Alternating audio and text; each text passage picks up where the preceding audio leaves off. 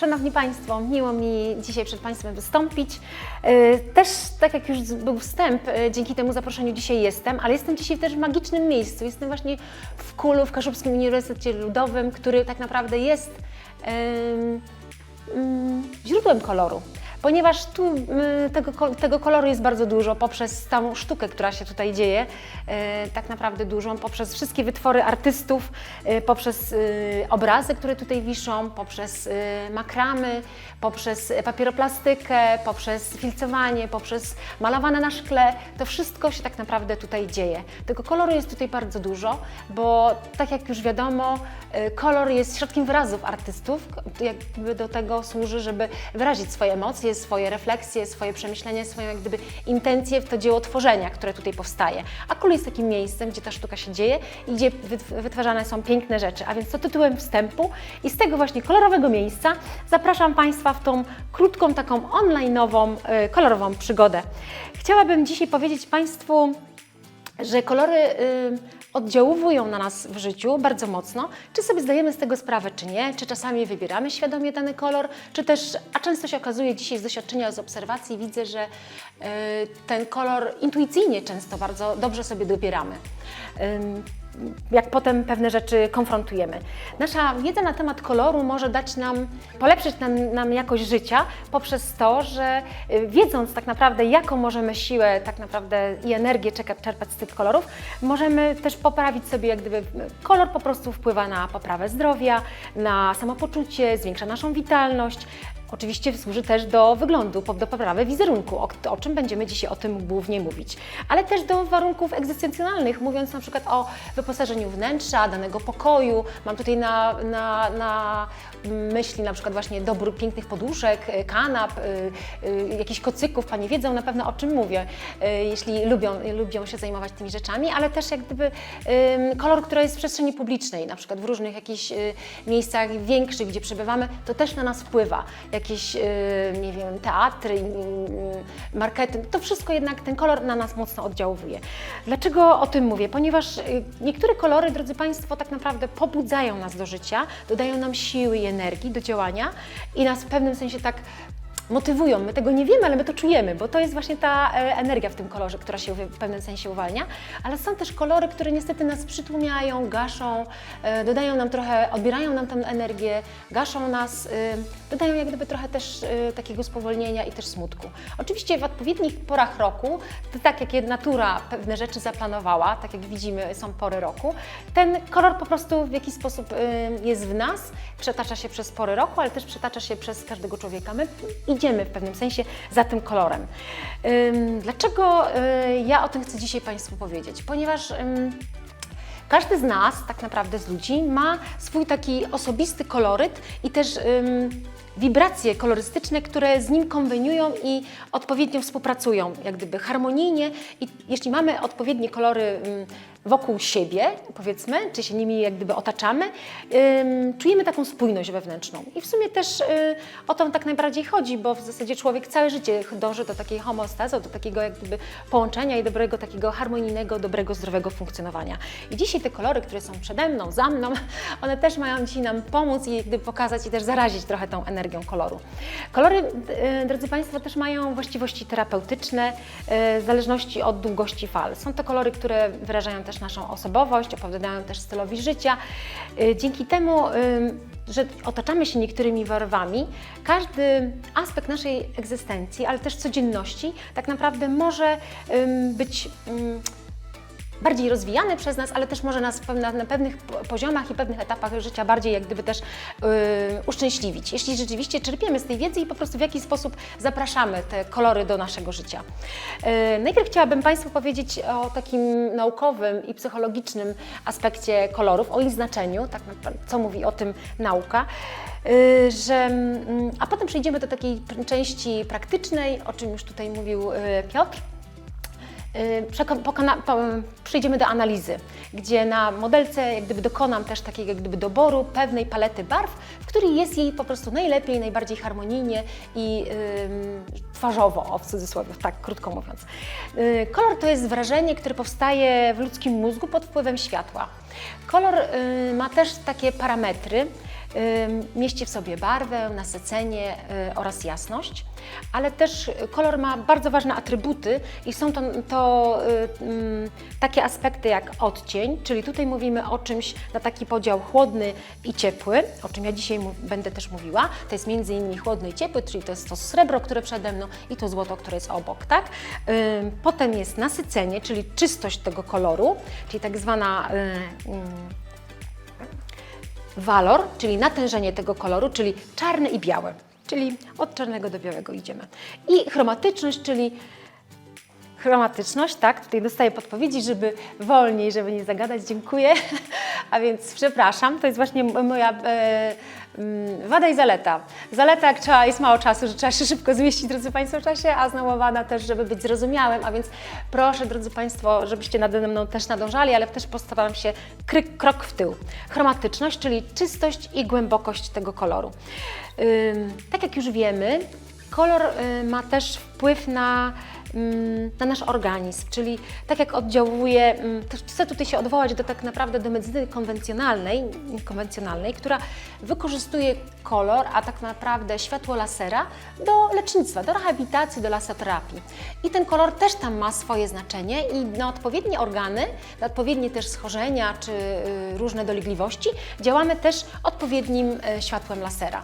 I tak jak już wcześniej mówiłam, że na przykład światło, później też to rozwinę, światło niebieskie na przykład lasera jest takie łagodzące, spokojne, koi nerwy, wychładza, jeśli rzeczywiście chcemy. Niektóre organy potrzebują na przykład wychłodzenia, a nie podgrzania, tak jak na przykład kolor czerwony lasera i gdzie musimy na przykład pewne rzeczy i pewne organy w jakiś sposób załagodzić ból i też jak gdyby rozgrzać. Czerwone światło, tak jak mówiłam już, odmadza skórę, leczy stany zapalne, też rozgrzewa.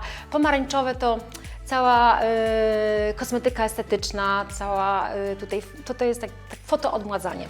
A więc wszystkie liftingi, leczenie blizn, jakieś różne tutaj sprawy takie chirurgiczne, z chirurgii tej estetycznej. Żółte to też gojenie ran, no i zielone światło lasera też w jakiś sposób nas wycisza, harmonizuje, leczy i też działa tak uspokajająco. Idąc dalej, patrząc na wpływ koloru na organizm, czyli na nasze też organy, czyli ten kolor, jesteśmy teraz w środku, jak gdyby w sobie. Wpływ koloru ma też, jest bardzo mocno związany z naszym odżywianiem, drodzy Państwo, ponieważ tego koloru nie da się uniknąć. On jest właśnie, tak jak mówiłam, w porach roku, czyli w tym wszystkim, co dana pora roku nam przynosi. Między innymi też w odżywianiu, czyli wszystkich warzywach i owocach, które w danej porze roku po prostu się pojawiają. I teraz na przykład choć też chciałam też pokazać tutaj ten aspekt, że ten kolor ma znaczenie, ponieważ dane kolory wywołują pewien na przykład wzrost naszego apetytu lub jego zanik, jeśli na przykład po dane rzeczy sięgamy, tak? Bo ta niesamowita relacja na przykład właśnie, która się wytwarza, reakcja na dany kolor, po prostu powoduje te stany nasze po prostu w organizmie, czyli zwiększenie apetytu lub zmniejszenie. I na przykład, jeśli popatrzymy, drodzy Państwo, na to czerwone jabłko, to mamy wrażenie, że rzeczywiście oczekujemy, że ono będzie słodkie, soczyste, prawda? I smaczne. Ale na przykład jakbyśmy to teraz zestawili z taką kremową bulwą selera, taką chropowatą, mało przyjemną. Wiemy, że sałatki i surówki z selera są bardzo zdrowe i rzeczywiście mogą być bardzo pyszne, ale w momencie, kiedy byśmy to zestawili, rzeczywiście ten apetyt nam się zmniejsza. Dopiero w momencie przekazania informacji i przeanalizowania, powiedzmy, w ten sposób taki racjonalny i mądry z tej wiedzy, którą mamy na temat odżywiania, dopiero przechodzimy. Ale gdyby były te zestawiania, dzisiaj nie mam selera, ale chciałabym, żeby Państwo sobie wyobrazili ten seler. Co czujemy, drodzy Państwo, na przykład jak widzimy świeżą, zieloną sałatę, noweliki na wiosnę, prawda? Aż nam się chce, aż nam się po prostu buzia uśmiecha do tych zielonych liści, że po prostu tego bardzo pragniemy i potrzebujemy. Tak sobie dzisiaj też pomyślałam o jeszcze jednej rzeczy. A co na przykład czujemy, tutaj na przykład może do mężczyzn, ale też do wszystkich, którzy lubią, jak widzimy taką złotą, po prostu piękną rybę. Myślę tutaj o wędzonej rybie. Czy oczekujemy, że to będzie rzeczywiście wspaniały smak tak naprawdę dobrze zrobionego mięsa, prawda? Aż nam się oczy świecą i gdzieś tam po prostu te ślinianki po prostu takie jest działanie naszego mózgu, że też rzeczywiście wydziela odpowiednie od razu mamy odpowiedni, że tak powiem, przygotowanie, ślinotok do tego, żeby rzeczywiście spożyć te rzeczy. A na przykład, drodzy Państwo, co widzimy, co się dzieje, jak łapiemy na przykład za pomarańczową mandarynkę.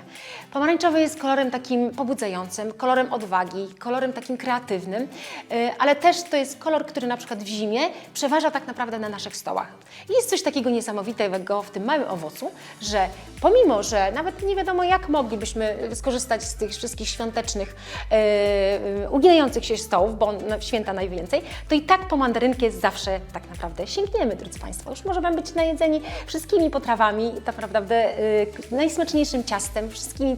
Ten kolor pomarańczowy w tym małym owocu też ma swoją energię, niesamowitą emanację i rzeczywiście w jakiś sposób jesteśmy wpływowi, jeśli chodzi o ten kolor, ale też tak naprawdę o smak mandarynki, o jej soczystość, a więc ona też po prostu no, ma też niesamowity wpływ, jeśli chodzi o to, czego potrzebujemy dostarczyć sobie do wnętrza, że nasz organizm wręcz po prostu pewne rzeczy kupuje oczami, w cudzysłowie, tak mówiąc po prostu bardzo kolokwialnie, po prostu sobie zapewnia też taki wewnętrzny dobrostan, po prostu jak gdyby energetyczny, żeby te kolory dostarczyć do środka. Kolejnym aspektem, którym chciałam też poruszyć, idąc właśnie od tego zdrowia, medycyny, poprzez jedzenie, odżywianie, poprzez tak naprawdę nasz nastrój i emocje. Psychologia koloru też mówi o tym, że dany kolor wpływa też na nasz nastrój, na nasze emocje, na nasze poczucie szczęścia, przyjemności, też niepokoju, tego co czujemy. Różne kolory różnie na nas działają i oddziałują. I to też jest związane z takim naszym dobrostanem psychofizycznym. I to też jest bardzo ważne, żebyśmy danym kolorem na przykład się otaczali. Wiemy tak naprawdę, panie, które na przykład lubią w domu coś zmieniać, jakieś tam serwetki, obrusy, w jakiś sposób kolorystykę wazonów, w jakiś sposób też z daną porą roku, też mamy też tak w trendach społecznie też ustalone, ale wprowadzamy rzeczywiście ten kolor do naszego życia. I on z nami tak naprawdę jest. A więc kolor czerwony, drodzy Państwo, to jest taka energia, witalność, wiemy, że to jest spontaniczność, energia, ale też tak naprawdę w tradycji takiej dawnej i społecznej, ostatnio prowadząc warsztaty dla pań seniorek z klubu właśnie Nestora, opowiedziałyśmy sobie o różnych takich właśnie ważnych tradycjach i też kolorach związanych w tradycji i się okazało, że w niektórych sprawach jesteśmy spójne. Ja też jestem z tego pokolenia, że jak młoda mama wychodziła z wózkiem z dzieckiem, to rzeczywiście ta czerwona wstążeczka jako taki zakaz, żeby nie zauroczyć tego dziecka, a taki kolor ostrzegawczy była, że tak powiem, w dobrym tonie i to się rzeczywiście stosowało i każdy tak naprawdę z tej społeczności lokalnej, mniejszej czy większej, tak naprawdę wiedział, o co chodzi, dlaczego ta czerwona wstążeczka jest. Dodatkowo też niebieski, to jest spokój, stabilizacja, bezpieczeństwo drodzy Państwo, co czujemy, jak pokazują mi, że mam 15 minut? Ja postaram się w takim razie przyspieszyć, drodzy Państwo. Co czujemy, jak wychodzimy na dwór do pracy czy do swoich obowiązków, jak mamy nad sobą ten piękny nieboskłon, tak? A więc widzimy, rzeczywiście daje to nam taką pewność, że rzeczywiście wszystko będzie dobrze tego dnia, prawda? A co czujemy, jak jest niebo pochmurne? No, mniej nam się chce, prawda? A my dzisiaj tutaj współpracujemy z dobrą fundacją, żeby się chciało chcieć, a więc po prostu musi nam się chcieć, a więc ta energia kolorystyczna, pomimo dzisiaj pochmurny dzień, musi być. Żółty to optymizm, zabawa, radość, inteligencja, to też żółte żonkile, tutaj przywołam, ten czas przedwiośnia, wiosny, gdzie idziemy w święta. Fioletowy, widzimy, że jest też to spokój, medytacja, intuicja, wyciszenie, czyli kolor adwentu, na przykład teraz w tradycji takiej naszej tutaj katolickiej też rzeczywiście ten kolor przejawia, mamy go, był w wiązankach niedawno, kolor zielony to natura, harmonia, równowaga, wsparcie, koncentracja, no i oczywiście liście, drodzy Państwo, co czujemy w maju, kiedy jest pięknie zielono wszędzie, tak, czyli w maju jak w gaju, czujemy taką błogość. Ta zieloność daje nam błogość. Czarny to klasyka, ale też taka powaga, elegancja, ale też smutek, prawda? Kiedyś kolor czarny był zarezerwowany tak naprawdę dla żałoby, głównie i wyłącznie i tak jak dzisiaj jest w trendy, my chodzimy cali od stóp do głów ubrani w czerń i to jest ok, a kiedyś tak naprawdę ten kolor był zarezerwowany. Też kolor biały to jest czystość, świeżość, też taka odnowa, prostota, delikatność, ale też wiemy, że jest też kolor taki zarezerwowany do pewnych świąt, takich charakterystycznych, czyli śluby, komunie, prawda? A więc po prostu wiemy, że rzeczywiście ten kolor nam służy.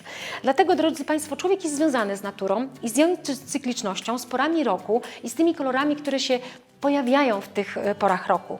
I jesteśmy jak gdyby zależni i podlegamy też pewnej klasyfikacji. Typy ludzkie podzielono na 4 typy, czyli tak jak są pory roku, my podążamy za tą cyklicznością, która jest też w naturze. Czyli można powiedzieć, że i kobiety, i mężczyźni dzielimy na 4 typy kolorystyczne, czyli na wiosnę, lato, jesień i zimę.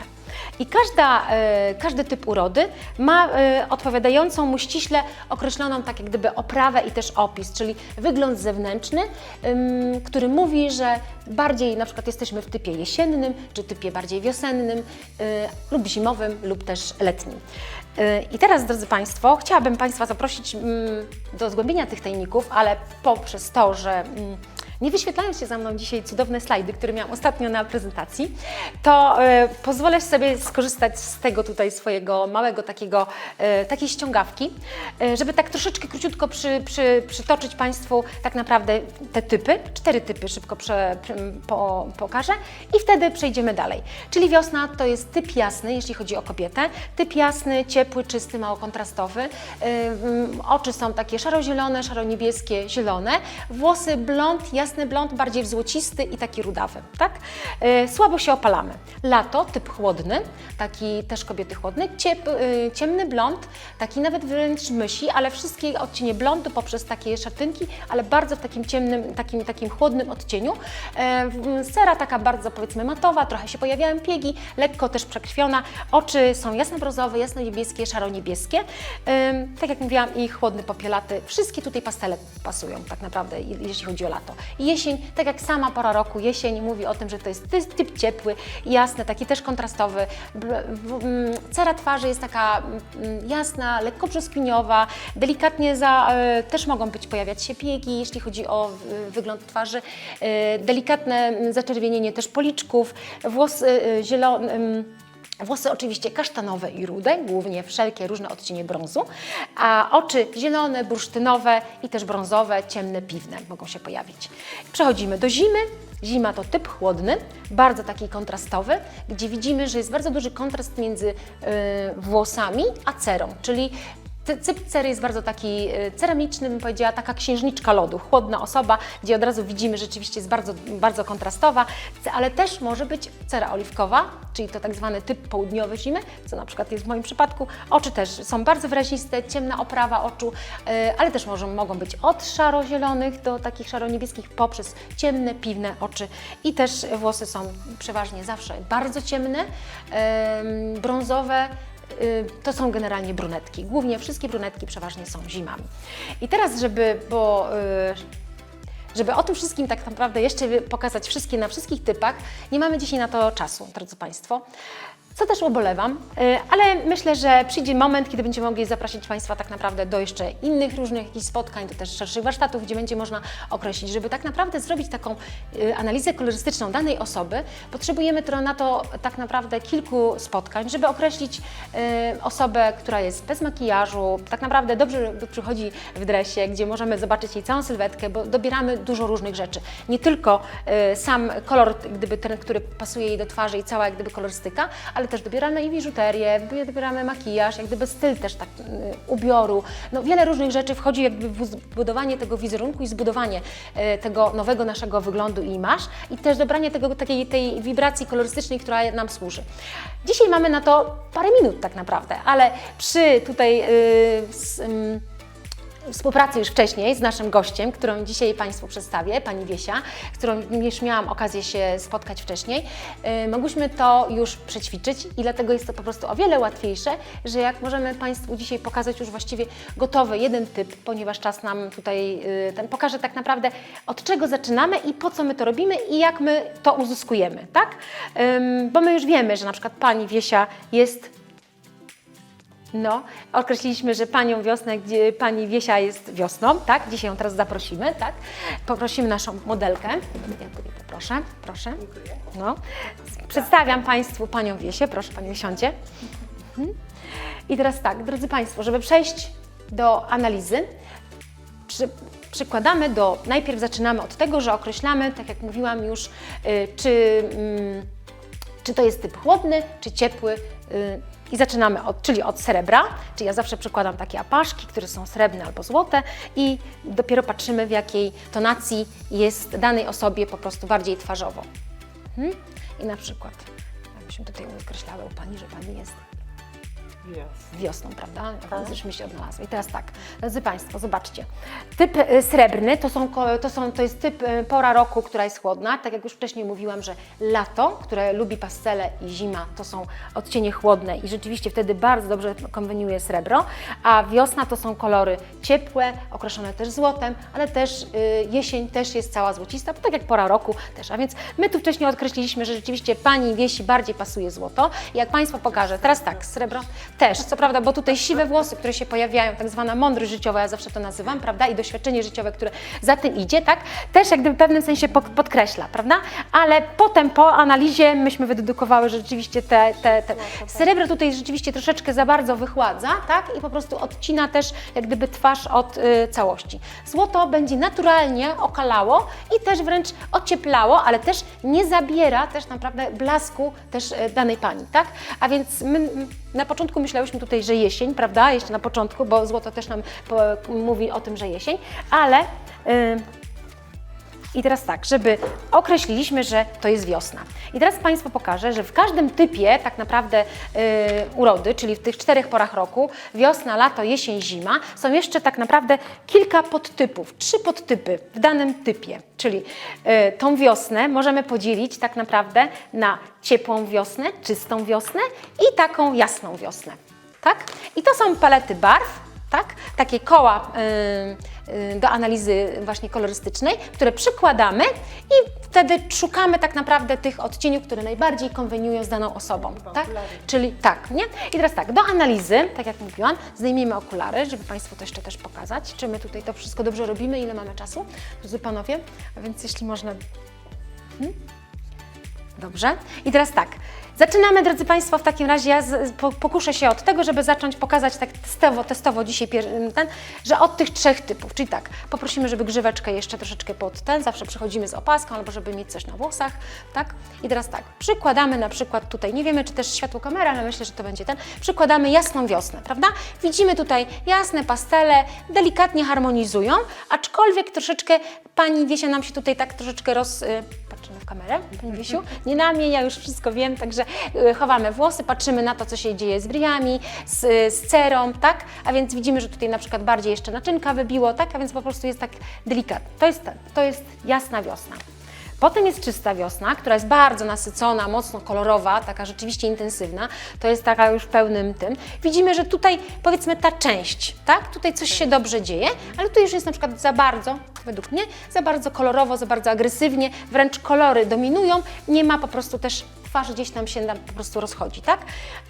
Pokażę Państwu, to była czysta wiosna, pokażę Państwu teraz tą ciepłą wiosnę, która w jakiś sposób okala i tak naprawdę dodaje też i blasku, uroku Pani Wiesi, bo w jakiś sposób te kolory widać, że z nią bardziej harmonizują. Aczkolwiek to jest taka tylko paleta. Pokażemy to na tkaninach, gdzie będzie to można lepiej pokazać i będzie to bardziej widoczne, że na przykład rzeczywiście jak przyłożymy to są takie próbki tkanin, które na przykład mogą być też później pomocne przy zakupie kolejnej jakiejś na przykład właśnie propozycji odzieży, czy bluzki, czy sweterki, w zależności czy sukienki, jak w zależności co Pani chcą, czy Panowie koszule, prawda, czy jakieś marynarki, ta odzież nasza wierzchnia i patrzymy, jak przykładamy te kolory, co tu się po prostu dzieje, tak? I czy rzeczywiście one w jakiś sposób harmonizują z tą osobą.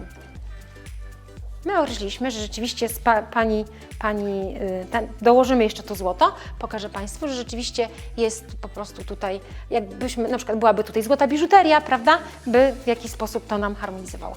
Dla takiej przeciwwagi, my określiłyśmy, że jest ciepła wiosna i rzeczywiście tak jest, tutaj jeśli chodzi o Panią Wiesię, pokażę Państwu teraz tak, żeby pokazać kontrast i pokazać na przykład właśnie, na przykład, jakbyśmy myśleli, bo ktoś powiedział, a dlaczego, a skąd Pani to wie i w ogóle, tak? Przykładamy na przykład zimę, prawda? Już widzimy, że nie we wszystkich kolorach, one są zbyt ostre, przyciemniają, to jest to, co mówiłam, gaszą, zabierają energię tak naprawdę, nie? A więc danej osobie. Czyli w danym typie, jak już po prostu znajdziemy najpierw patrzymy, czy chłodny, czy ciepły typ, potem przykładamy te nasze wachlarze, czyli te koła do analizy, które są. I wybieramy tkaniny i potem jak gdyby poszukujemy, tak? Przykładamy właśnie te kolorystyczne kawałki materiału, żeby po prostu zobaczyć, w jaki sposób wygląda oko, czy się nam otwiera tak naprawdę, czy różne rzeczy, które mamy. Czasami chodzi też o to, żeby kolor, który powiedzmy daje, on bardziej nas, że tak powiem, jesteśmy bardziej w nich widoczne, uwypuklamy różne rzeczy, swoje dobre aspekty, tak? A niektóre kolory, które na przykład mogłyby niepotrzebnie uwypuklić na przykład pewne mankamenty na przykład, tak? A więc dlatego kolor ma też tak jak gdyby swoją moc, że pewne rzeczy może zniwelować, a pewne rzeczy może też podkreślić, a jednocześnie może też ukryć. Czasami mamy tak, drodzy Państwo, że my za kolorami się chowamy. Prawda? Albo lubimy się ubrać tylko na szaro i żeby nas nikt nie widział, a czasami mamy takie dni, kiedy lubimy być właśnie takie kolorowe jak pani Wiesia, właśnie jak wiosna, żeby rzeczywiście ten kolor po prostu rzeczywiście dodawał nam życia i siły i energii. Teraz nie wiemy, czy mamy jeszcze troszkę czasu, czy już w 3 minuty, tak? 3 minuty do tego, żeby powiedzieć Państwu, że właśnie, może w pytaniach będziemy odpowiadać razem z Panią Wiesią, że kolor rzeczywiście ma moc, drodzy Państwo. Jest taka książka, która mówi znajdź swój kolor. Zachęcam do tego, żeby rzeczywiście podążać za tym, że kolor w życiu tak naprawdę jest bardzo ważny. Ten kolor we wnętrzu, tak jak to wszystko, o czym mówiłam. Do tego, żeby zrobić taką dobrą analizę, służą pewne też narzędzia. Dużo tkanin. Mamy w jakiś sposób tutaj na razie określone, bo gdyby było kilka modelek i można było się z Państwem zobaczyć tak spokojnie, normalnie, fizycznie, byłoby na pewno to o wiele ciekawsze, ale typ letni, o czym mówiłam, jeszcze przejdę do tego, to są te barwy kolorystyczne, bardzo takie delikatne pastele, przytłumione, troszeczkę różu bladego czyli te wszystkie takie popielate blondynki, chłodne, panie, które bardzo dobrze wyglądają w tym kolorze, w takich kolorach, takich pastelowych. Kolor jesieni to tak jak mówiłam, bardziej taki właśnie w rudy, w brązy. Tutaj jest reprezentantka w kulu, to jest właśnie Suli, która jest świetną jesienią, jest świetnym przykładem. Ona bardzo po prostu intuicyjnie, pięknie, po prostu harmonijnie i bardzo z klasą i z gracją dobierała te wszystkie kolory. Głównie właśnie te wszystkie różne kolory, taki główny podstawowy kolor dla jesieni jest właśnie petrola, więc to też tutaj szacun, bardzo, bardzo, bardzo ładnie i to super kombinowało. I też mamy zimę, to są palety z barwy zimy. Też bardzo takie nasycone, bardzo takie głębokie i czyste barwy, tak? I tutaj też odkryliśmy kolejną tutaj uczestniczkę tego, można powiedzieć też Krysia, która też się okazała, że jest też zimą, a więc i to bardzo taką czystą i bardzo taką kolorystyczną i też się gdzieś tam odnalazła w tym, a więc rzeczywiście kolory mają moc, dodają nam też uroku, dodają nam też czasami odwagi, a czasami tak naprawdę nas otulają, kiedy tego bardzo potrzebujemy. A więc ja zachęcam Państwa do tego, żeby rzeczywiście pójść za tym kolorem, poczuć, jak potrzebujemy go, dać go trochę do siebie, do środka, do wnętrza, a jednocześnie też dać go we wnętrzu, otulać się tym kolorem, brać go ze sobą, ubierać się w nim tak naprawdę i cieszyć się z tego, że rzeczywiście kolor może nas pozytywnie i dobrze nastrajać.